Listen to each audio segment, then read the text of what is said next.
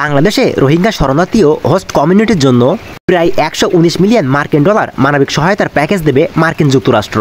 US department of স্টেটসের এক press বিজ্ঞপ্তিতে এ তথ্য জানানো হয়। মানবিক সহায়তা প্যাকেজের মধ্যে দেশটির উন্নয়ন সংস্থা USAID দিচ্ছে 119 মিলিয়ন ডলার এবং মার্কিন পররাষ্ট্র দপ্তর দিচ্ছে 70 মিলিয়ন ডলার।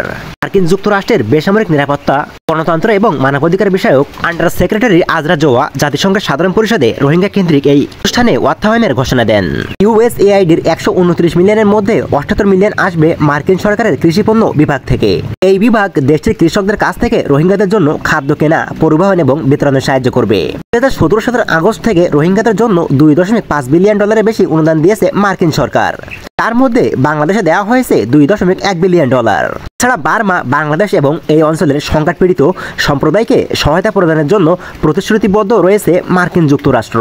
তবে মানবিক সহায়তার জন্য অন্যান্য দাতাদেরকে সহায়তা বৃদ্ধির জন্য আহ্বান জানিয়েছে ইউএস স্টেট অফ ডিপার্টমেন্ট।